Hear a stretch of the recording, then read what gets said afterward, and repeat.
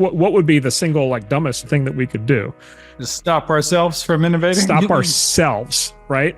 Put ankle weights around our own feet. That is the way to basically snatch defeat out of the jaws of victory in a way that that's a level of self-harm that would be so cosmic. I mean, quite frankly, if we do that, we deserve to lose.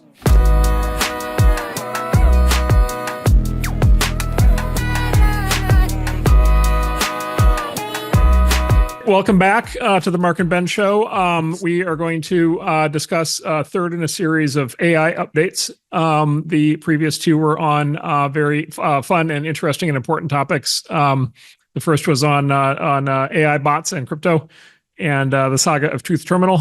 By the way, what is the Goat Coin's market cap up to these days? It varies. It varies around. All right, it's fallen to $450 million. All right. From something. It peaked at like 800 or something like that. Yeah, it's pretty good for a bot. For a bot. So, and actually, I don't know if this is actually accurate, but I saw a reference. I haven't double checked it, but I saw a reference. I think some set of people, I don't know who, because as we said before, we're not involved in the coin, but somebody airdropped some of the coin to the bot, to the bot's wallet, and apparently the reference I saw today is the bot owns on the order of $5 million worth of goat coin. So the bot, has substantial resources now. Yeah, it'll be interesting to see what the bot does with it. What the bot chooses to do. Now, does the bot have the exocortex now? Can it actually trade? Can it trade on the blockchain? I am not positive. Yeah. And so we Andy and actually Andy, maybe we could post in the show notes. Andy Avery, who created the bot, actually just did his own first podcast, which I actually haven't listened to yet, that I think came out today. So he may talk about it in that, but yes, that will be if that hasn't already happened, that will be another interesting moment. So so the Truth Terminal saga continues, and then in the second episode we talked about robotics, and much more serious episode because of the nature of that kind of challenge, including for the U.S. In the years ahead. I just signed off, by the way, on a purchase of a I think a $28,000 biped robot from China. Yeah. All right. So these things are coming down in price very fast. And then I saw a video of, can't remember who did it, but I saw a video of the first humanoid bot that has a full human stride. Right. So because of the challenge of balancing up until now, they've had this kind of offbeat stride, and there's at least a video of one now that has it looks like a person walking. So these things are getting pretty good pretty quickly. Yeah. And so for this third episode, we thought we would basically do an update on policy. And so just the overall topics of AI policy, which of course also means AI politics, and then is of course a big U.S. question, but also increasingly an international question. And an election, actual U.S. election question, interestingly. Yes, and I think, Ben, I would agree that regardless of which side you're on, who wins this presidential election could have a big bearing on AI policy, as well as, by the way, who gets the House and Senate, because there are a lot of bills and a lot of issues that are pending. So this could be a pivotal election among other topics. This could be a pivotal election. This is one of those we must do something episodes. So Ben is referencing the three-step adage of politics. Is step one, we must do something. Step two, this is something, and step three, therefore we must do this. Even if it means stick our hand in a blender. Yes, exactly. So, and there's more of that in the political system than you would hope. So, and then maybe I could just start with a little bit of introduction on this, because we've talked a lot about policy in the past, and it's been a very hot topic. So, AI as a policy issue kind of kicked off a couple of years ago, and I was actually in the beginning very surprised to kind of how hot it got, how quickly. And we can talk about why that is, but basically my interpretation of what happened. I mean, one is just an inherently interesting topic. And everybody's read science fiction, novels and seen the movies. And so it's just kind of an inherently interesting topic. and then it kind of fires up emotions. But the other thing is, the doomers, the sort of the sort of doomers, the EA people, the sort of billionaire, dark shadowy money billionaires, sort of playing in this area, trying to do various kind of nefarious things. Had actually infiltrated Washington, so they had actually spent years previously sort of infecting Washington, infecting offices in Washington with kind of this doomer cult. And so it sort of opposition to kind of free innovation. And startups and little tech was kind of already entrenched. And in retrospect, I wish I and we had decoded that faster and gotten a lot more involved. But I think we've done a pretty good job. We and others like us have done a pretty good job rallying. Well, there's also many categories. I mean, which is an interesting thing, right? So you have national security. You have things like kind of safety against actual harm, bioweapons, these kinds of things.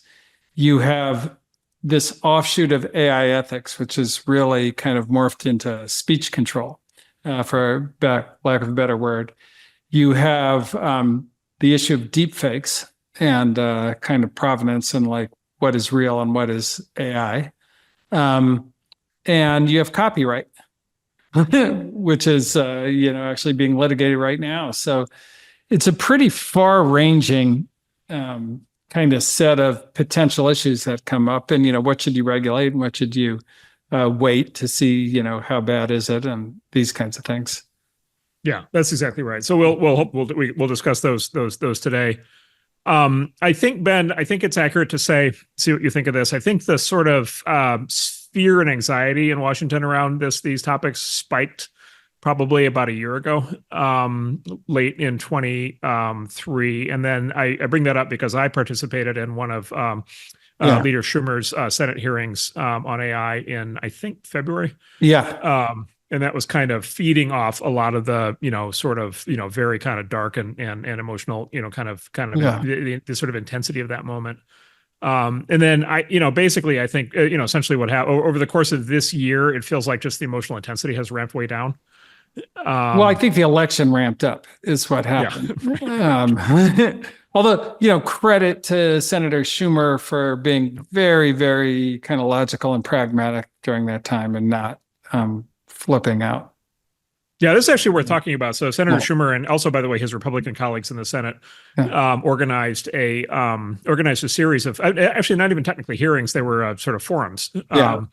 And there were actually a whole series of them, and I participated in one. A lot of people from the industry did, and they were actually, it was very interesting. They were the one I was in. I think I was in the second one, it was it was not in the sort of famous hearing room. It was in basically a giant conference room, about a dozen of us on the panel, and it was I think our head count was 25 senators and maybe 50 senior staffers. Kind of for that for multiple hours. It was like a 3-hour thing, and so people really showing up to learn and understand. Lots of conversation, lots of debate, and the kind of 4 senior senators orchestrated the whole thing, and I thought did a really great job facilitating it. And that was one of these. And I don't know how many they ultimately did, but I think they might have done 8 or something like that. Yeah. And so they really actually did a deep dive into educating themselves and educating their staffs. And I think that and look, like lots of people we disagree with were present in those forums. People showed up and did kind of the full version of kind of all the arguments. Yeah. And I think it really, I think a lot of both senators and staffers who were involved in that came out of that, really knowing a lot more. And I think that really helped the policy process a lot. Yeah. I think the good news is the education curve on AI is on a much faster ramp than it was on crypto, which is nice. Yeah, I think people are just now understanding blockchain and crypto issues. Yeah, that's right. Yeah. And so, the good news is, I would say the good news from our standpoint with, of course, our agenda is around what we call little tech. It's around freedom to innovate. It's around, freedom to, write open source and freedom to, do math, and freedom to create, freedom to build, freedom to have startups. We will all have to, kind of take stock after the election and figure out, what kind of recalibration has to be done. And then look, at some point after the election, things presumably settle down and Washington will get, kind of deeper back into policy. And so I would say, there are a bunch of, although I'm feeling better now than I was a year ago, there are a bunch of open questions and there are a bunch of policy topics that could still go very sideways. And so I plan on being very active next year and the year after, and as long as it takes to be, to kind of be in the middle of these topics, because, there are still, scenarios where things could go very badly wrong. We certainly hope that's not the case, but, they certainly could. And there are people trying to make them go badly wrong. So we will continue to fight on these topics. Yeah. Yeah. So maybe we should go through the areas. Kind of, maybe we start with the first area that really got a lot of play, which is this area of kind of safety, physical safety. And there's a kind of a number of vectors that I would say the doomers warned about, probably the most prominent being this idea of takeoff. And what takeoff is essentially is, at some point, in theory, not yet in practice, but in theory, the AI will learn how to improve itself. And then once it learns how to improve itself, it will keep getting smarter and smarter at improving itself until it becomes this like massively smart thing. And then potentially it can get a will of its own. And then potentially it could do like, it's way smarter than us, so it could just wipe us out if it saw fit. Or alternatively, it could, take an instruction too far. So you can say, what does it make paper clips? And it runs out of material and has to like kill all the humans to get more materials for the paper clips or that kind of thing. So those are kind of like the kind of science fiction worries on safeties on the one hand. The other kind of side of it is sort of publishing, things that are illegal today, but essentially publishing instructions to make bombs, to make bioweapons, et cetera, et cetera. And then, like the one that I think is actually in effect is find cybersecurity exploits and offer ideas on how to kind of write programs that break into things. Those are kind of some of the areas around safety. Actual safety. There's another category of safety, which is, psychological safety, which we'll get into later. Yeah. So where should we start? Maybe we start with this whole idea of takeoff, because I think that's kind of the one that I think was the argument that got furthest along and is still going. I mean, I think there are those who are still kind of pushing the flops limitation, I think was, partly about national security and partly about takeoff. So maybe we start there. Yeah, should we start with maybe an epistemological kind of framework for how to discuss these things? Because people kind of jump into the discussion, get very heated without, I think, setting the sort of ground rules for how to have these discussions. And so there's kind of two ways to have a discussion. So what we're dealing with here is we're dealing with a future possible scenario. Right. And so sort of hypothesize an AI doing something that we don't know. Nobody knows how to make it do yet, but we think that we might be able to figure out how to make it do. So that's really important to understand, I think. That's right. So it might happen in the future, and it might not, and we don't know. And at first blush, it always seems with these kinds of arguments that basically, let's say the people warning of doom kind of automatically think they have the upper hand in the argument, which basically, and the form of their argument is, well, you can't rule it out. Yeah, right. And so I'll just give you an example. I had a long form version of this discussion with Sam Harris in his podcast a while back, and it actually I thought got.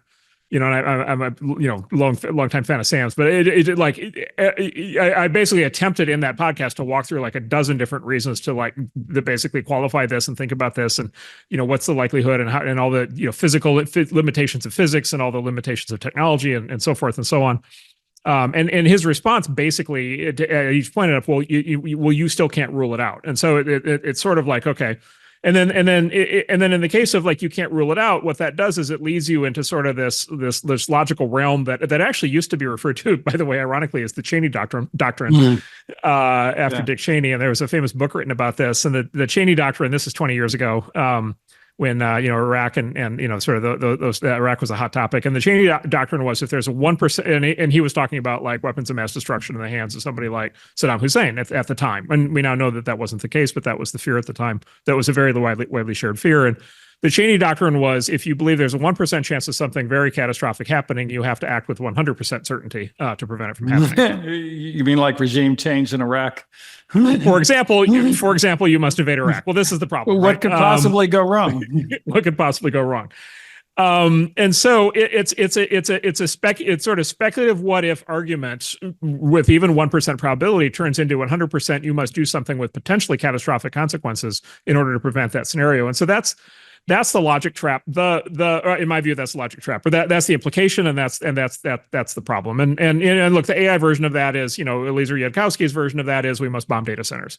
Like if there's a data center that we think might take off, like if the training run starts to go too well, like we need to send in the Air Force and be bombing data centers in China, even if, by the way, quote unquote, even if it risks nuclear war. And so that's the AI version of the 1% of the Cheney Doctrine. That leads you, and of course, the counter argument to that is, well, that leads you into very, very dark dystopian circumstances to try to prevent something that might not even happen. Or even is overwhelmingly likely not to happen. So I'll come back to that. But the other epistemological framework is to think like a scientist. And the best articulation of thinking like a scientist on these kinds of claims is, as Carl Sagan once famously said, extraordinary claims require extraordinary evidence. Right. And the reason for that is we smart people can sit here all day long and come up with future nightmare scenarios. And, we can come up with scenarios where the Large Hadron Collider is going to destroy reality. And we can just come up with scenarios where, there's going to be, weaponized super whatever it is, the thing is going to happen. And we can basically hypothesize these scenarios all day long. And speculate that they're going to happen, but basically, if it's an extraordinary claim, requires extraordinary evidence. If you don't have extraordinary evidence that it's going to happen, then there's very high likelihood that you are working yourself into a frenzy, where the unanticipated consequences of following your thought process are going to be much worse. Certainly worse than. And we of course have a lot of experience doing such things. Including invading Iraq, including. Kind of outlying nuclear power and creating basically the current climate change situation. And so it's not like it's free to go deal with this 0.0001% chance of something bad happening. That's right. And in fact, the full version, exactly right. And the full version of the Cheney Doctrine is in technology is called the Precautionary Principle, which we've talked about before. But the Precautionary Principle is a principle of the philosophy of technology, philosophy of science that was developed actually by the German Green Party in the 1970s to prevent the proliferation of civilian nuclear power, which they succeeded at doing. And the precautionary principle is, unless the scientist or technologist that invents a new technology can prove that it is harmless in all scenarios, it should not be deployed. Yeah. And of course, the problem with this, I always like to talk about the back test, right? So in investing, you always back test. You have some idea how to make money. You back test it to see if that idea would have made money in the past. So the back test and the precautionary principle is, would we have adopted fire?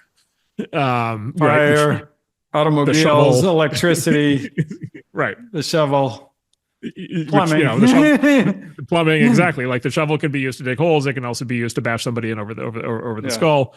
And the same is true for basically every cars. Cars move people faster than horses, but they also run people over and kill people. And so the adult version of the conversation is, there's a balance. Yes. Oh yeah, horses also. Horses trample people. Trample many people. And so so the adult version of the my position, the adult version of the argument is pros and cons. Sort of a dispassionate, it's a sympathetic and humanistic, but dispassionate examination of pros and cons. I would say the precautionary principle is a childlike form of argument, which is unless something is to be completely safe, it can't be done. In which case, you're basically just huddling in the dark forever. You can never do anything new. Which is a horrific idea. And then, as you pointed out, the precautionary principle applied to nuclear power is increasingly regarded, even inside the environmental movement, as a catastrophic mistake, because nuclear power is the panacea that we have today for unlimited clean energy. And we went down a 60-year, basically massive build out of carbon-based energy in order to avoid deploying nuclear power, with consequences that movement now, is horrified by. Yep. It turns out, pumping fossil fuels into the air in mass quantities for a long time could have issues. Right. And by the way, as could preventing AI. This is the other thing is that, there's always the risks of AI. There's also the risks of not AI. And the risks of not AI mean things like the risk of not curing cancer.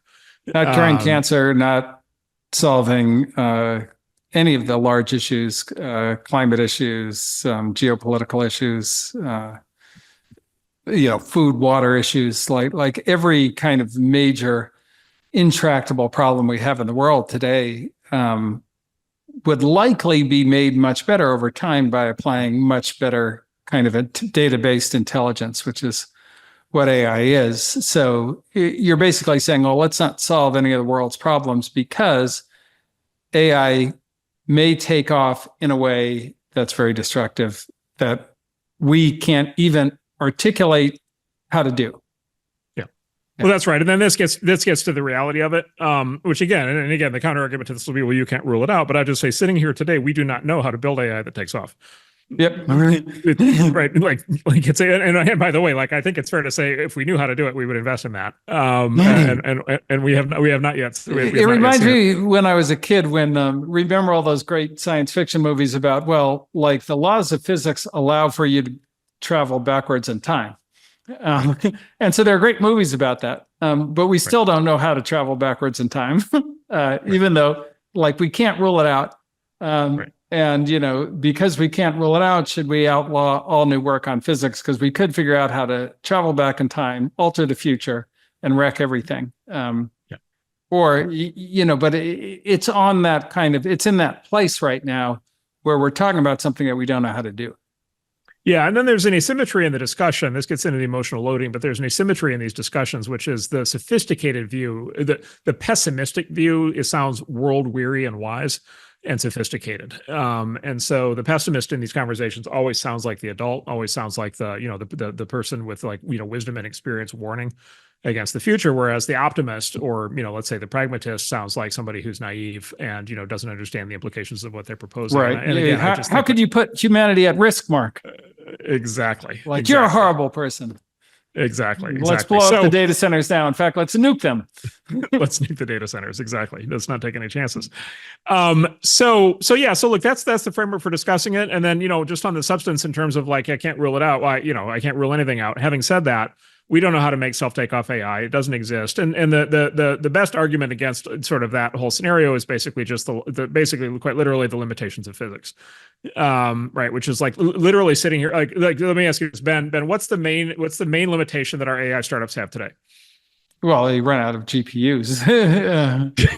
Right. So like step one, you can't get chips, right? Right. Which is like, once they get the chips, we're not going to have enough power. And once we have the power, we're not going to have enough cooling. And so there are many, many steps. And by the way, I should say, like, it's very like there's a huge gap between the AI can improve itself in some way, and you have Takeoff where it becomes like this super all-powerful, all-knowing, godlike thing. There's a massive distance between those two things.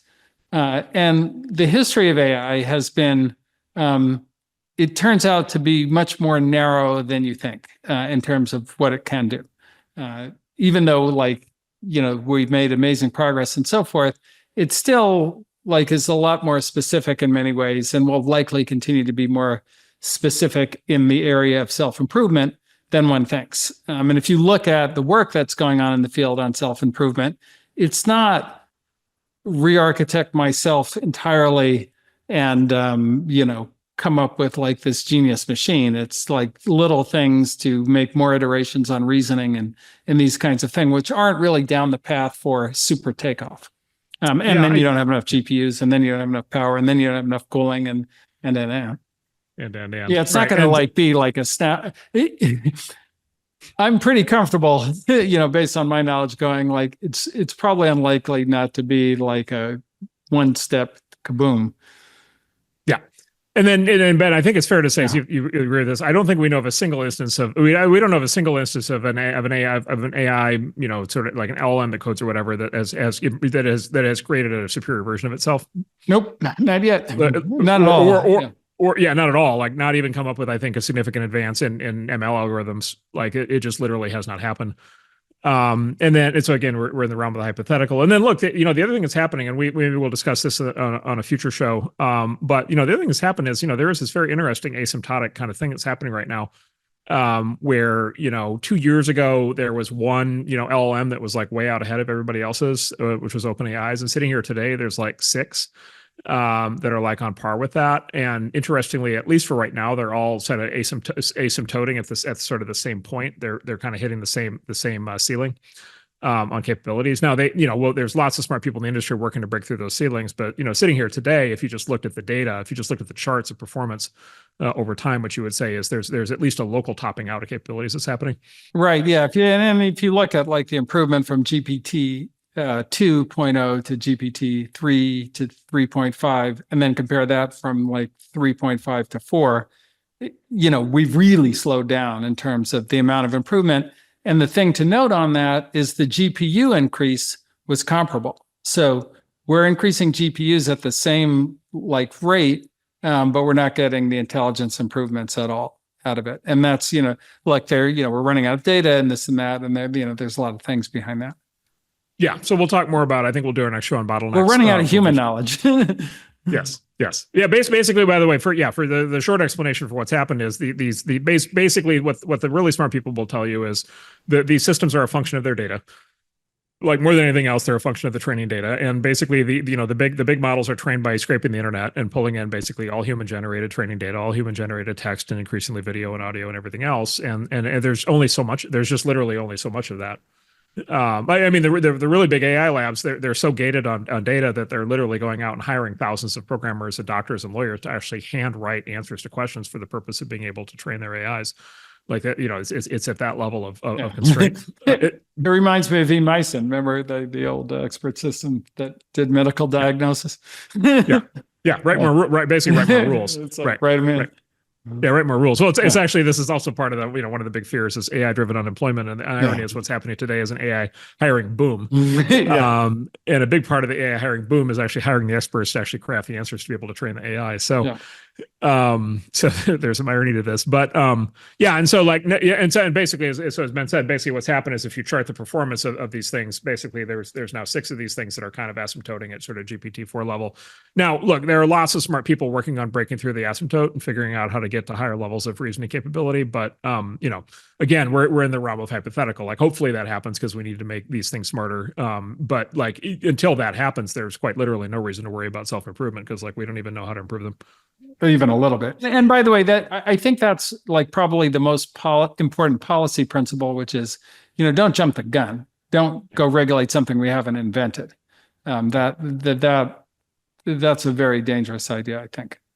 Yeah. Much more dangerous than the kind of opposite, which is, let something go too far. And then, Ben, to the other side of this that you brought up front, which is like, okay, then the leap, kind of the doomer leap is not just unlimited self-improvement, but it's also unlimited self-improvement turns into hostility. Free will of its own, sentience. Well, so I will note in fairness, so to give the devil his due, I will note there's sort of 2 branches of argument that go from there. One is the AI kind of develops its own sentience, its own goals, and so forth. The other is sort of this idea they call instrumental convergence. And basically the idea is that even a non-sentient intelligence will basically inevitably conclude that it has to exterminate humanity, because basically humanity's a rival for resources. And so it's just kind of, it's sort of Matrix, automatically. Yeah. So the Matrix or in the paperclip, maximizer is sort of a specific example of that.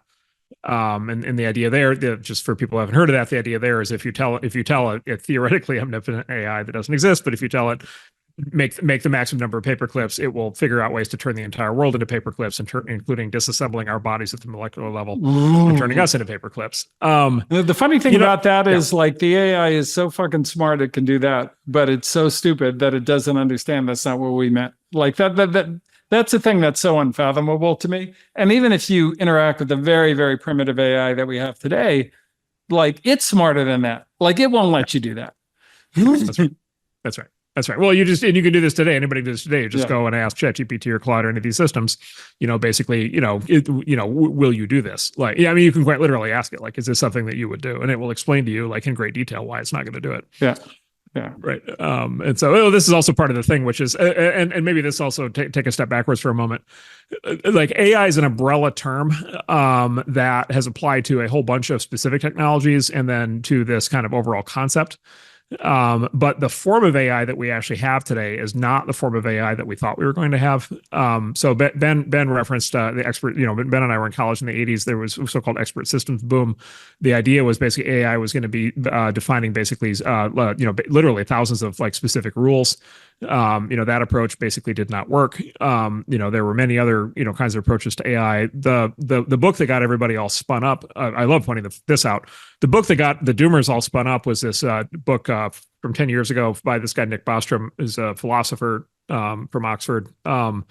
And he wrote this book called Superintelligence, and he does it's like the full doomer book. But it's interesting, in the book he actually describes a whole bunch of different ways that we could get to quote unquote superintelligence or AI, but nowhere in the book does he say it will come in the form of large language models. The transformer architecture, a little attention is all you need. Yeah, exactly. And so the key paper in the field Noam Shazir wrote, and then the key algorithm, the transformer, they post dated the book. And so he couldn't have known about those. But the point is what happened is, again, a epistemological kind of sleight of hand, which is people basically read this book and then basically found this other thing that wasn't described in the book and then immediately tried to map the book onto it. But large language models do not work the way that the AIs in the book are described. Like they quite literally don't work that way. In fact, they work in, as we talked about with Truth Terminal, they work in very different ways.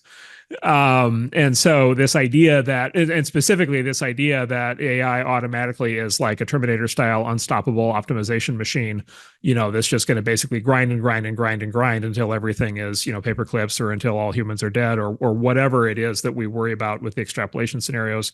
Like that's not how large language models work at all. Yeah. Not even remotely. They're predicting the next token. And then they're refined through a process that gives them guidance away from doing stupid stuff. Yeah, exactly. And by the way, look, they lose coherence. After a while, they start to run out of token. There's all kinds of limitations in the architecture. There's all kinds of things where after a while they kind of get confused about things. There's all kinds, and then there's all this like just incredible. There's not even a single it with an LLM. One of the things I always object to is when people say, well, it is going to do this or it's going to do that. But what a large language model basically is a search engine through basically a matrix of training data. And, you get very different answers from the thing depending on how you pose the question, and even depending on the probabilistic nature of how it sort of does the path through what's called the latent space in the training data. And so there's not even an it. Like there's also what I call the category error, which is there's no it. There's no little guy. There's no little man in. Well, that's what I was going to say about the Bostrom book, is it anthropomorphizes the machine in this fucked up way. Like in a way that's just not realistic. I mean, when we do that with everything, as humans, we like think of everything as us. But yeah, it's a big giant. I mean, it's literally a gigantic equation that searches through the space of human knowledge and comes up with answers. Right. So I don't know how you get to his idea, but we'll see. Yeah. By the way, Nick Bostrom has written a new book on how superintelligence is actually going to make everything wonderful. So he's actually he actually himself is, yes, he's off the doomer train. He's now back to being a utopian. Which is actually where all these guys all started as utopians. They all started as singularity. Yeah. They all started as singularitarians like 20 years ago. They all became apocalyptic doomers 10 years ago, and a bunch of them now are returning to actually being utopians, or at least optimists. So even the fever is breaking among good. Some of the so they're learning and adapting, or at least figuring out new ways to sell books. That's nice.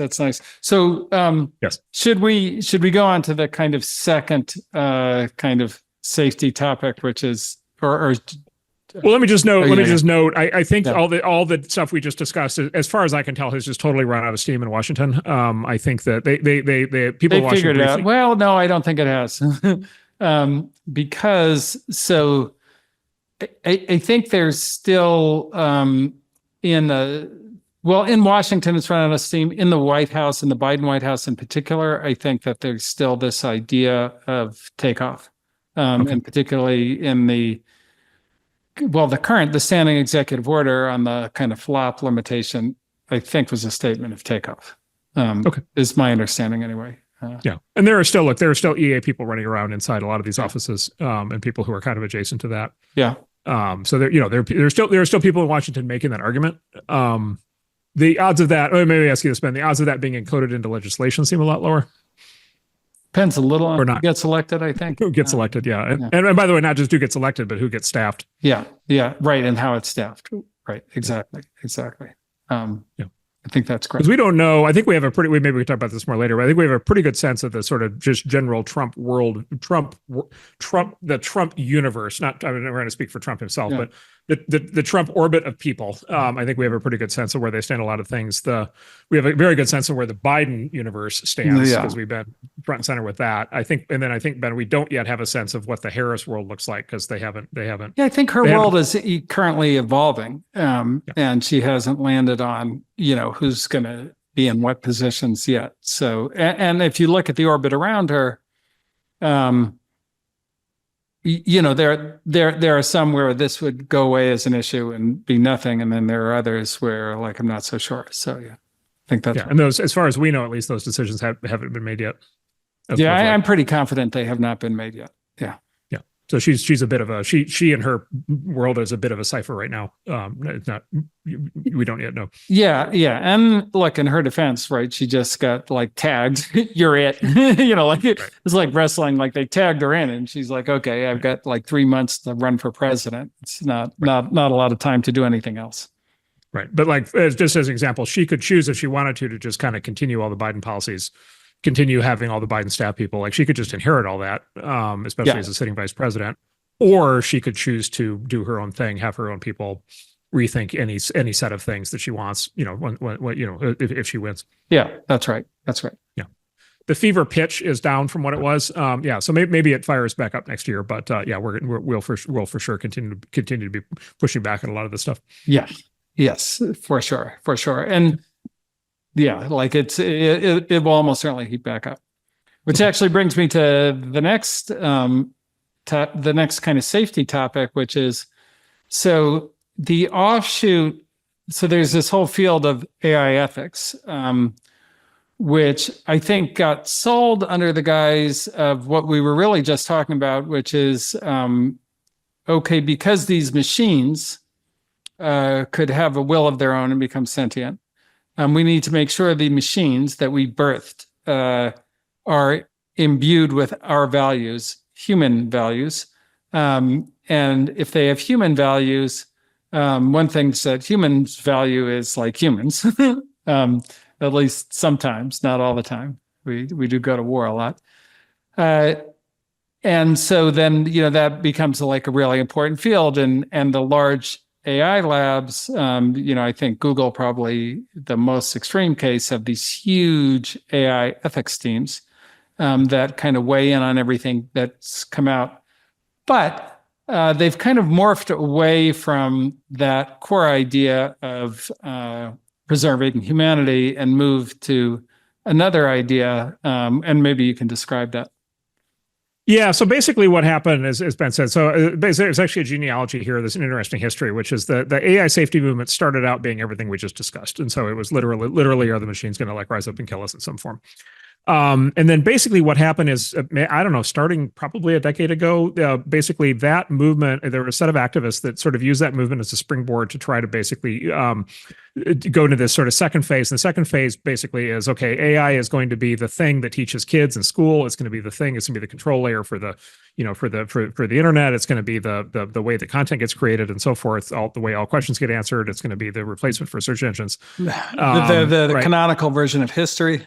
Yeah. Exactly. And so it needs so what you need there is you need to, you could say positively, you need to imbue the AI with the right social and political views, to be sort of quote unquote in alignment with sort of human preferences. And then, or you could say critically, you could say you need to bias the AI. You need to very, very, very carefully control what the AI says and does, because if the AI gives an answer one way versus another way, the wrong person might get elected, and that would be terrible. And my take on this is heavily influenced by what I have experienced, up close over the last, 15 years with sort of the censorship wars, the so-called trust and safety wars for the internet companies, in particular the social media companies. where the social media companies basically all have these big trust and safety teams that started out, claiming to basically like protect children and, prevent, terrorist recruitment. And then it turned out they were, we now know from the Twitter files and from many other, kind of exposés over the years, they just like tremendously politically loaded and biased. Like it just turned out all the trust and safety people were sort of radical, sort of adherents to one particular political ideology. And they just were absolutely determined to jam that ideology into every social media algorithm, and deplatform and censor anybody who disagreed with that. Well, and by the way, no matter what side you're on, the result of that was to create this massive underground backlash. And I would say, so let's say, because I have a lot of friends in this category, let's say you agreed with these, that set of politics. The problem with it is by massively trying to suppress people's self-expression and opinion in the US is just like a very dangerous thing, because what you create is a lot of radicalized people. And I think we've seen, we've just seen a big backlash, but then like you're pushing the extremes further and further apart, because now it's not just you have a different opinion than me, it's that I'm taking away your freedom. And so that creates a whole different reaction. So, you may think that's a good idea, like, oh, I don't like this kind of extreme speech, but doing that gives you like an escalation of that speech to behavior and other things. Yeah, it turns out people really hate being censored. Yeah, they really hate being told they're bad people. Yeah, they really. Right. Who knows? Yeah, exactly. Right. They really, really, really don't like that. And yeah, exactly. And then, the other thing I saw this applies to the AI safety movement, but I saw it in the social media world, which is the sort of value system of the kind of activist personality that ended up in these trust and safety groups. It wasn't even that they were just like on, whatever, on one side or the other or whatever. It turned out they were sort of the most extreme form of the side that they were on. The religious form. Yeah, like the most extreme, strident, kind of, intolerant kind of version of that. And the problem with that is just statistically, if you're say you're an internet company or an AI company, and you're going to try to appeal to you want everybody in the country to use the product, you want everybody in the world to use the product. Even in the US, if you do the sort of, there's, sort of analysts that do the mapping of ideologies and political views in the US, it's only like 6% of the US population that agrees with the point of view that ended up getting built into social media. It's only 6% of the U.S. population, right? And then the U.S. population is a tiny percentage of the world population, and so it's basically like a sub 1% of the world population actually agrees with this. And so you are basically implementing, you're basically encoding ideology and politics and social beliefs into a system in a way that is guaranteed to alienate over 99% of the potential users. It is yes, and it's kind of crazy, and this didn't happen all. I'll say this, in social media, this didn't happen all at once. It happened incrementally over the course of about a decade, and I watched it happen across a number of companies, and I saw exactly how that worked, and I was sort of increasingly shocked and horrified as it played out. And then, we're seeing the unwind of that through things like Elon, taking over Twitter, and then, also our company Substack kind of fighting against that. And we've kind of seen what the other side of that looks like as sort of speech gets liberalized. But the point is, with social media, it happened over time. With AI, it happened like upfront and like hard and suddenly. And part of that is just the AI founders were just focused on this from the very beginning. The AI whatever leaders in these big labs were focused on this from the very beginning. Part of it is an actual rotation of personnel, which is a lot of the people who did this kind of work, the sort of trust and safety or censorship work at the internet companies, had just rotated and joined the AI companies. And they were hired because they were qualified, right, as trust and safety experts. Well, and there's a big danger of it happening up front that I think is underestimated. So one of the things you have to, or one should recognize, is that the leader in AI is very likely going to be the economic leader in the world, the military leader in the world, the cultural leader in the world, kind of positions we take for granted here in the US. And if you're a country that's not the US, and now we're imposing these values, political ideas, and so forth into the system's versions of history, then if you're another country, you're not adopting that technology. So our whole kind of influence on the world is literally at risk on this very thing. And I've talked to many, many leaders that say, look, we're not getting colonized in cyberspace by the US. Like, that's not going to happen. We're going to, if we need to build our own models, if we need to train them in a different way and so forth. And, like the risk to the US of that is that like a highly diminished position in the world.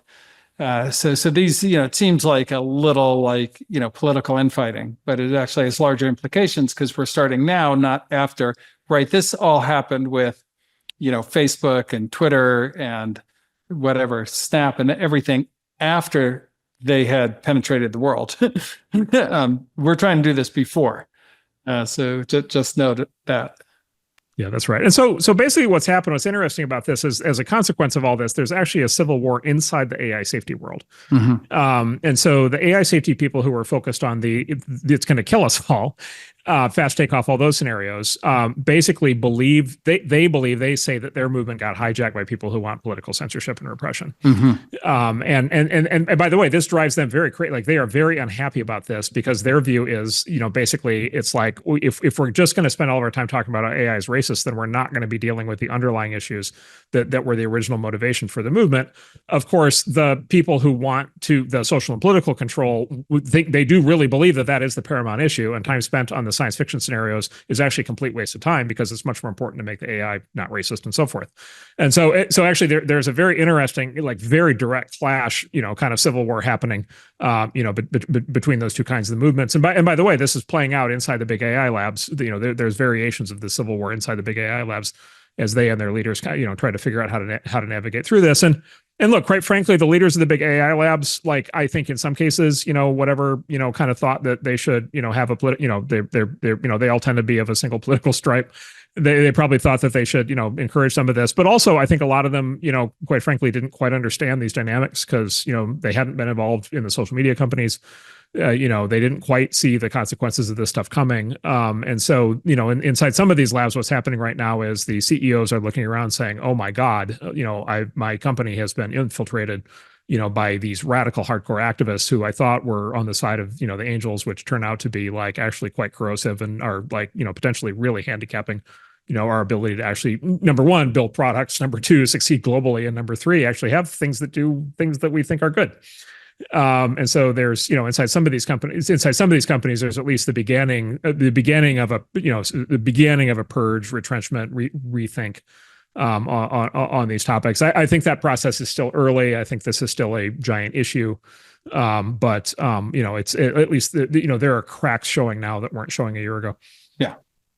Well, so progress. Yeah. Well, and then on the policy side, yes. And then on the policy side, this is relevant for the same reason. Basically, this then plugs straight into the same political dynamic where the social media companies have been trapped for a decade.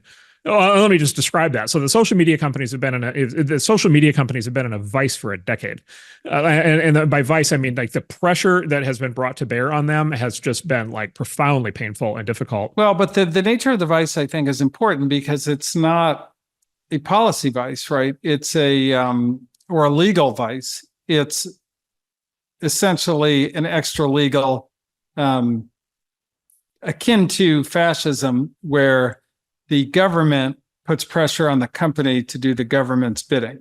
And so I think it's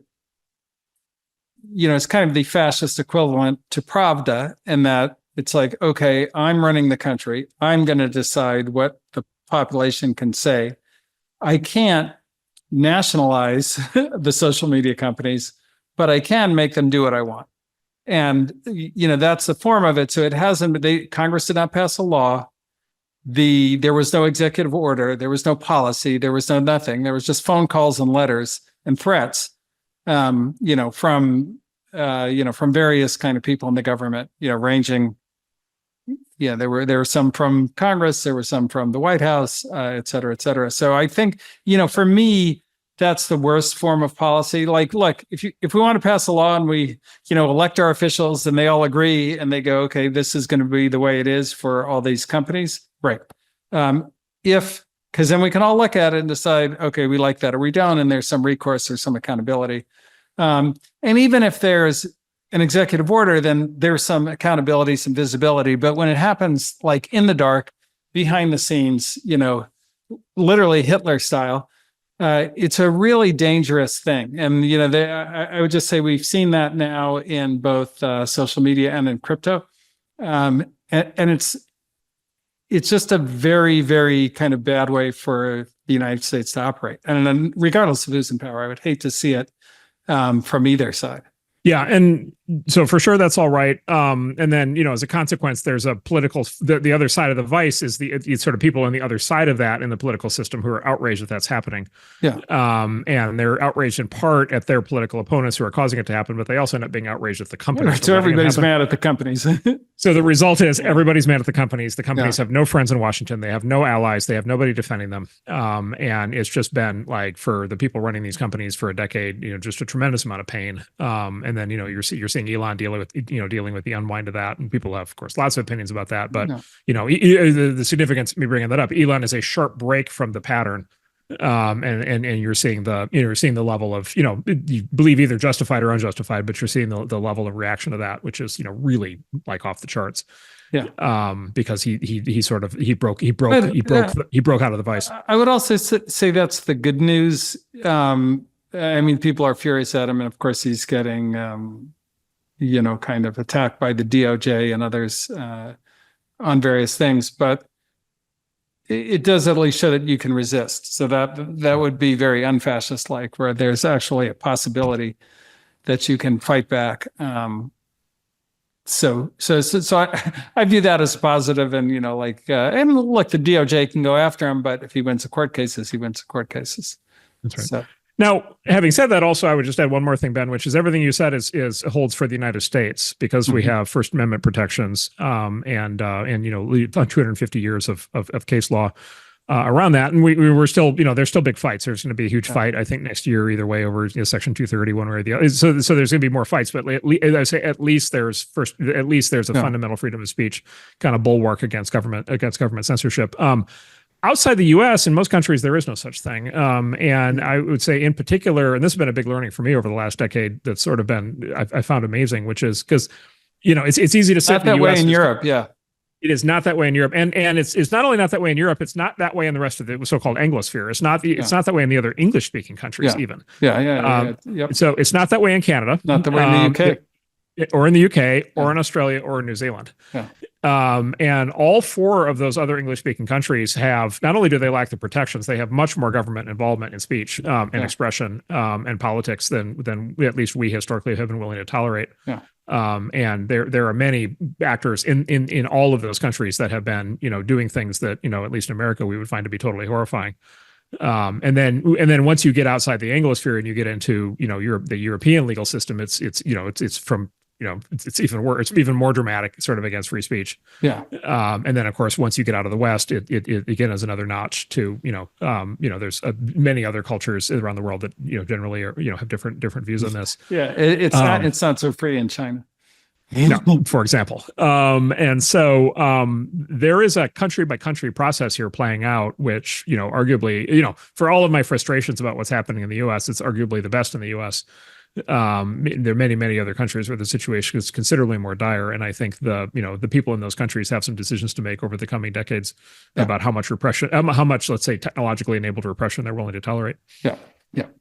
No, it's going to be very interesting. And look, I'll also say this, to the credit of the U.S. government, to all the people in Congress and the White House currently, this is not their top of mind issue to deal with. Yeah. They recognize on both sides, the free speech laws of the United States, the Times versus New York, Sullivan versus the New York Times, the whole case law, and have been reasonable on it. And that's been, I would say, it's one of the more positive things that's happened in AI policy today, because it could have gone the other way. On the AI side. Oh, you're talking about on the AI side. Yes. On the AI side, I think they've been very good. Yeah. Like I said, both parties. So that's been great. Maybe we should talk a little bit about national security, because we've spent a lot of time on that. And that's probably the one that is, kind of the most subtle, the most confusing. So let me kind of set up the problem. So basically, and this is where kind of our people with fake motivations weigh in on things like the Manhattan Project and so on. So we're in a technological military race. So we're in an economic race. We're in a cultural race. We're also in a military race. And I think specifically with China, so the two countries that are best at AI in the world are China and the US. And in that race, there's a belief, which is probably, based on a lot of fact, that the future of warfare is going to be autonomous AI driven. And therefore, whoever has a lead in AI is going to have a military lead and going to be the kind of military superpower. The position the US kind of enjoys currently could be lost to China. And therefore, I think that there's an argument that says, well, how did we win in nuclear? We kept stuff like super secret via the Manhattan Project. And, that's how we built up our lead. And, we had our lead. And that's kind of what led us to the great United States today. And we need to do that same thing with AI. I think there's another argument that said, well, that's not actually what happened with the Manhattan Project. And by the way, AI is very different because now we have the internet and most of the technology is information, and information wants to be free, and it's almost impossible to keep it locked down in the age of the internet. It is impossible, really, I think. And so like, what are we talking about really? And so maybe you can go into some of the specific issues, kind of ranging from, chips to models to weights to open source. Yeah, so let me start by saying, look, I'm 100% a believer that like we're in Cold War 2.0, as Neil Ferguson calls it. It is the defining geopolitical conflict of the 21st century is US v China, in the same way that the defining conflict of the 20th century was US v the Soviet Union. It is the Cold War. Both China and the US at the most sort of senior strategic levels have declared essentially, Ben, what you said, which is AI and autonomy are kind of the linchpin technology. I think it is incredibly important that the US win this conflict for the same reason it was very important the US win the conflict against communism in the USSR in the 20th century. We absolutely do not want to live in a world in which Chinese values and Chinese technology are the global standard. Like that would be a horrifically bad idea. Let's say specifically CCP values. And yeah, CCP not the technology. Chinese people. Yes, the Chinese Communist Party. Xi Jinping, the CCP, that thing. The CCP. For reasons that there are many books about the Chinese system that you can read to talk about how horrible that would the CCP system that would be, including Xi Jinping's own thought. So like that is very real. And then Ben, you alluded to like, it's not just military. It's not just a military competition the same way it wasn't just a military competition in the 20th century. And the way I describe it is it's a triangle. And the sides are all interlinked. And so it's military, it's technological, and it's economic. And those are all sharply connected because right in a technologically advanced world, the best technology is going to tend to lead to the best military. In a resource limited world, the best economy is going to generally lead to the best military. If you do the back test on what caused the US to win the Cold War 1.0, it was basically, you can see it in that triangle, and basically two things happen, which is one is we technologically out innovated them. And just a classic example of that was we won the global computer industry, right? We built much better computers, much better chips. And then that led to our ability to actually start the what's called at the time the Star Wars project for missile defense. And there's actually still arguments to this day as to whether that project was technologically feasible, but it's clear that the Soviets believed it was technologically feasible. Yeah, always good. Because the US was so far ahead in all these other areas of technology.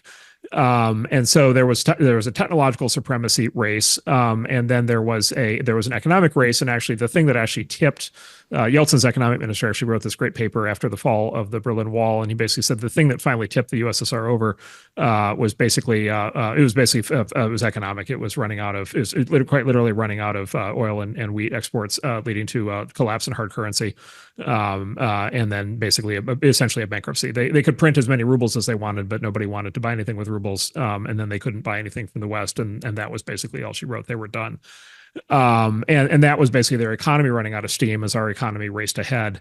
And again, these are interconnected because, like, okay, if they had a lot more money, they maybe could have, like, bought better, paid more engineers to build more technology or whatever they could have done. We were able to invest enormous amounts in military R&D through that period, and because we were economically strong and prosperous, because we were the capitalist system, and the Soviet system ran out of money, and so they couldn't invest in their military, they couldn't invest in technology, and then it just collapsed. And by the way, we won. It's worth remembering, we won in the best possible way you can win a war, which is the enemy just quite simply surrendered and said, "We're done." Sun Tzu, best way to win a war is by not fighting it. Yeah. 80 years. I mean, Ben, we talked about in the past, your family history I find totally fascinating, but like if you had told your grandmother, in 1970, that the USSR would just simply give up 19 years later, like, it was inconceivable. Yeah. Completely inconceivable. Like no communist, no Soviet, no fellow traveler all the way through the 80 years of the Cold War. I mean, up until like 87, 88, 89, it seemed inconceivable. I mean, it was actually a huge surprise when it did happen. It was a shock. I mean, it was an absolute shock. We were fully in the Cold War, and they just said, F it. Yeah. And they just quit. And they just quit. So it's like the best possible victory. Right. So anyway, so it's like, what my view on this is, like, we need, we're in Cold War 2.0. We need to win. The way we win, by the way, should not be some great grand World War III military conquest. Mm-hmm. The way that we should win is we should fundamentally demonstrate the superiority of our system to such an incredible degree, just like we did in the first Cold War. We should just, like, prove through doing it that our economic model and our technological model are just so overwhelmingly superior that there's just no point in competing with it. You might as well just join it.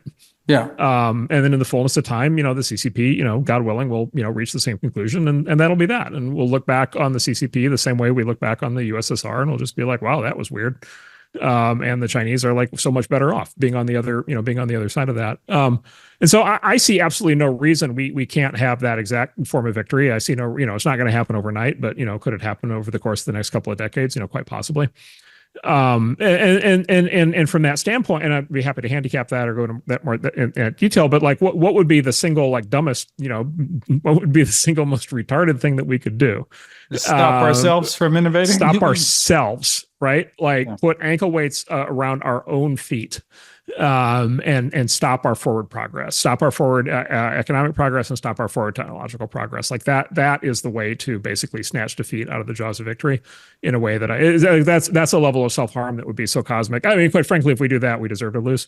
Yeah. And I think that's right. And then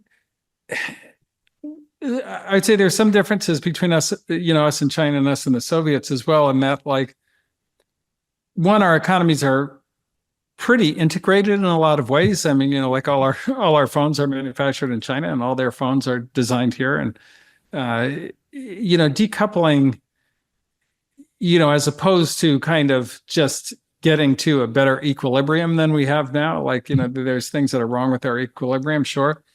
But it would be nice, we're not quite at that, like, square off phase. And, any kind of AI autonomous war is going to be pretty gruesome for both sides. And any kind of economic war is going to be bad for both sides. So we ought to be a little bit smarter in our approach, I think, in general. But the other thing, to your point, like, if you look at where we are now on AI, we're doing fine, right? Yep. Like, like, Chinese models are good, our models are good. Like, we're doing fine on the AI front. And to kind of quote Wayne Gretzky, like, don't skate to where the puck is, skate to where it's going. And, like, if you're really worried about China, then, I think we need to deal with what we talked about last time, which is the robot supply chain, where we are really behind. And let's get good at that, as opposed to trying to keep our AI technology from either advancing or getting out of the country. Like, I think that's a fool's errand. It's going to be counterproductive. It's going to be self-destructive. And we're putting all our energy into the actual wrong thing. And so like, let's just get better at what we do. And the rest, I agree, will take care of itself. Yeah, so the way I describe that, is basically the American system and the Chinese system have pros and cons, and the pros and cons are in the opposite directions. And so the pro of the American system is, let's say the pros that start with the Chinese. The pro of the Chinese system is incredibly strong central governance.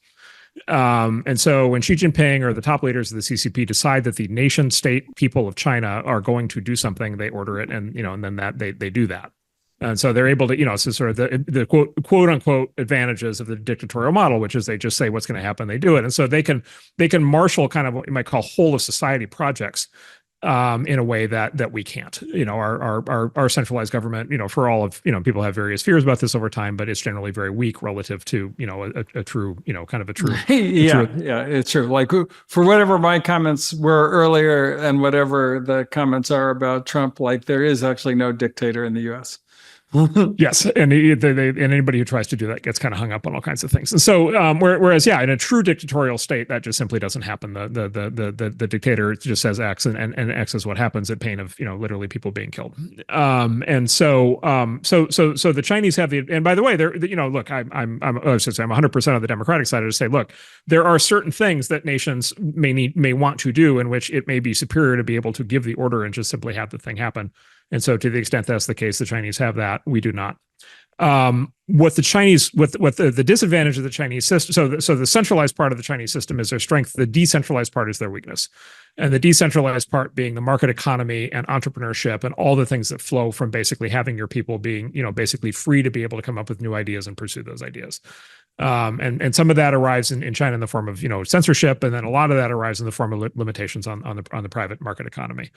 And this is very important because over the last 30 years, it looked like China was fixing that deficiency. It looked like they were opening up, and Mao obviously was famously very anti-capitalist, anti-market, and then Deng and the premiers that followed, created at least what Deng looked Xiaoping like in particular. Right, Deng Xiaoping created what looked, at least at the time, was like a better, more of a market-based system with more entrepreneurship and more private company activity.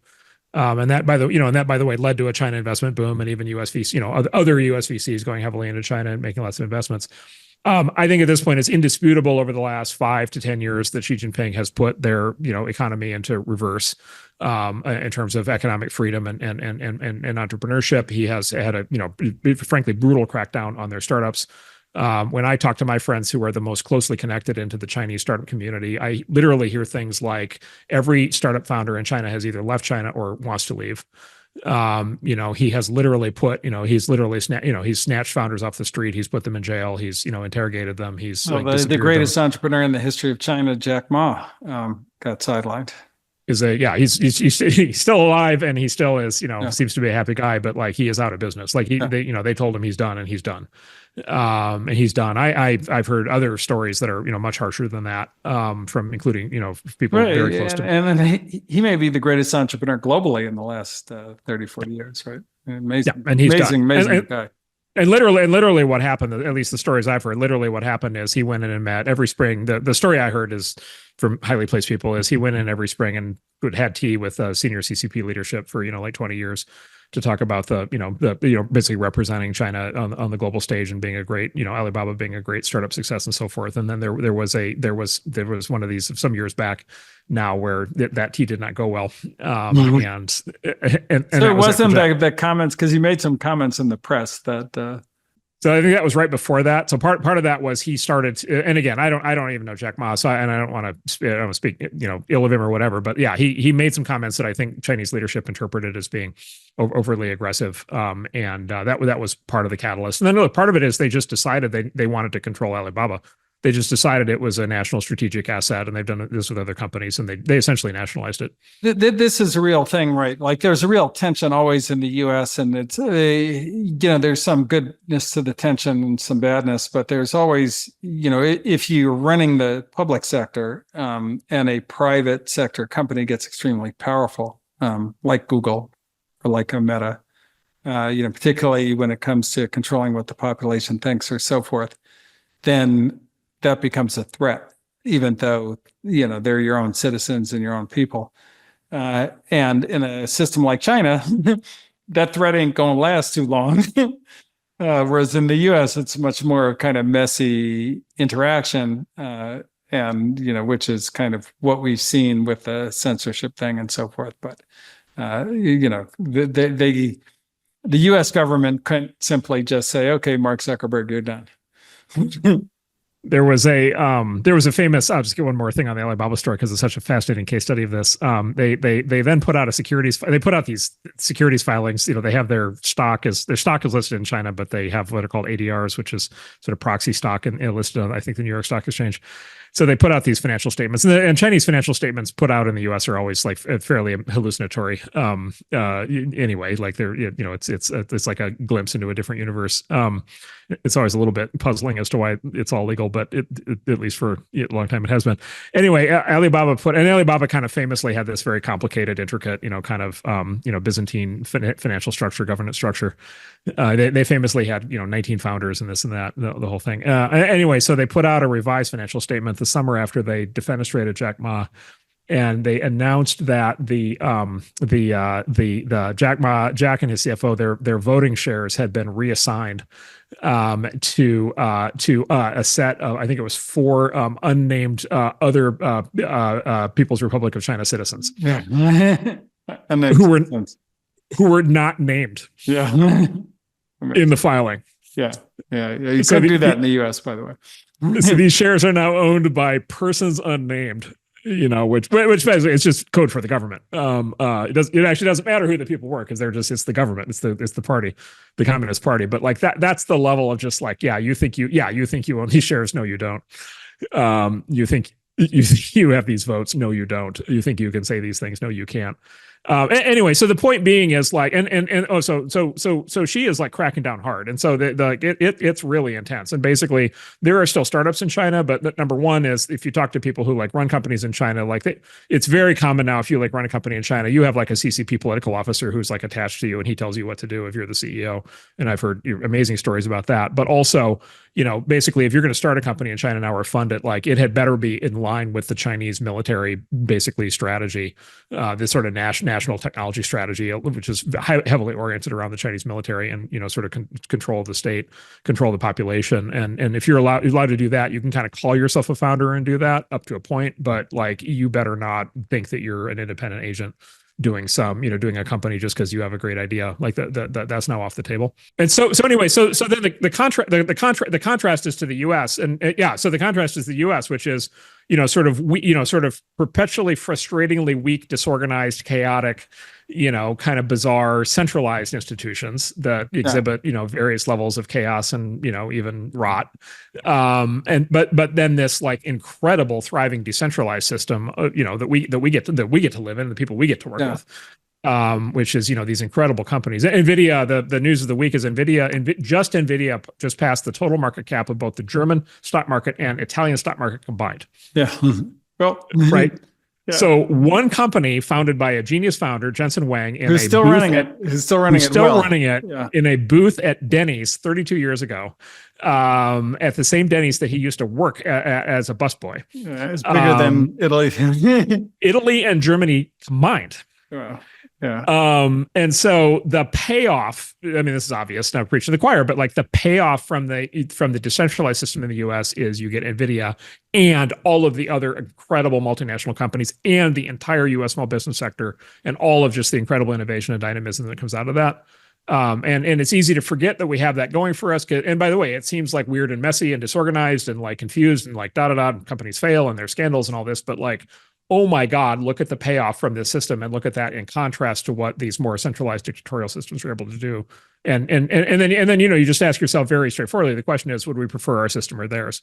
I think the answer is obvious. Well, and I think just to add to that, like, I think one of the big misconceptions when we are in Washington and when we kind of talk to the people who are confused on these issues is that, people imagine, oh, it's AI, it's been invented.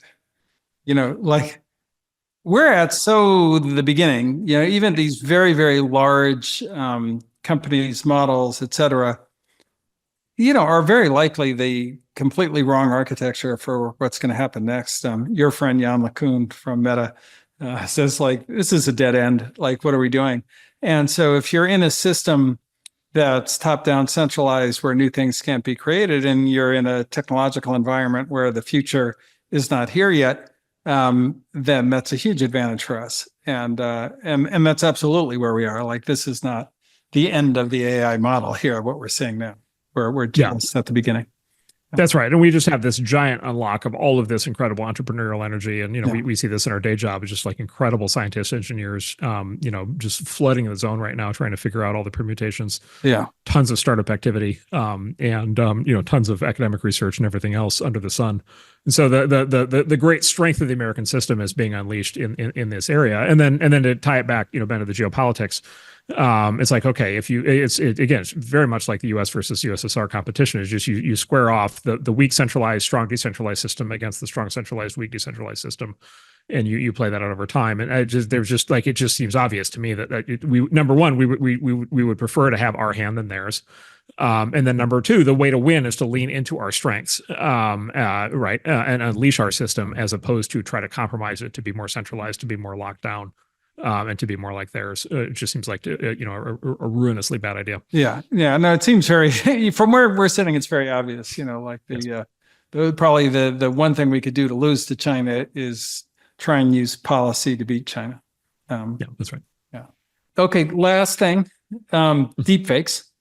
Yes. So this is basically, as I described, I can create basically anything in AI, any like photorealistic pictures, videos, audio.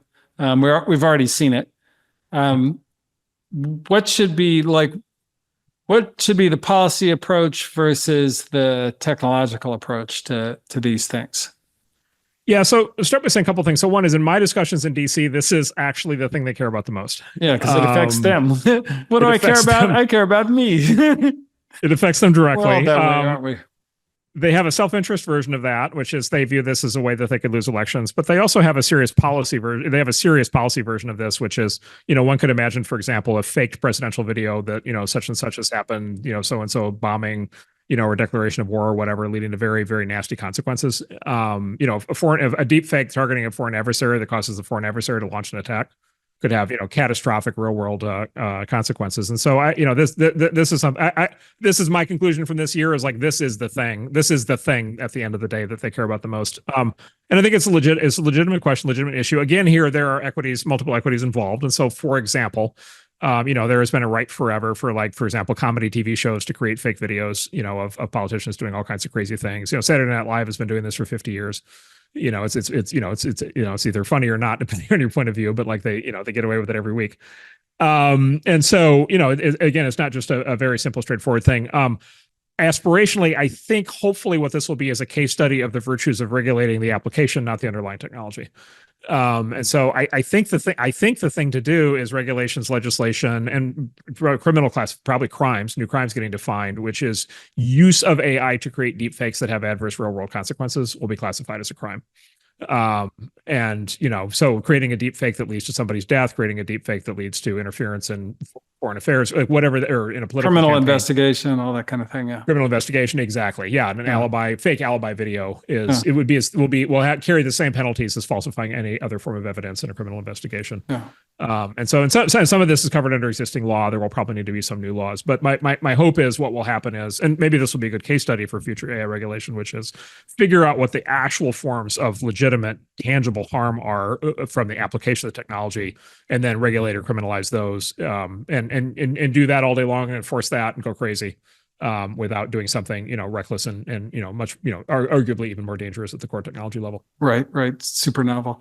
Yeah. And I think that, I also think I'm hopeful, particularly if we get better blockchain crypto regulation, that we actually have a very good technological approach, particularly for politicians and people in public figures, to basically digitally sign content they're in, put it on the blockchain, have those blockchains be integrated with the social media, companies, YouTube, et cetera, Google, whatnot, Meta. And then you don't trust things that aren't signed. That's right. And then the arbiter of the truth is the the community that runs that blockchain, and the kind of game theoretic mathematical properties of the chain, and not some company or even the U.S. government and the powers that be.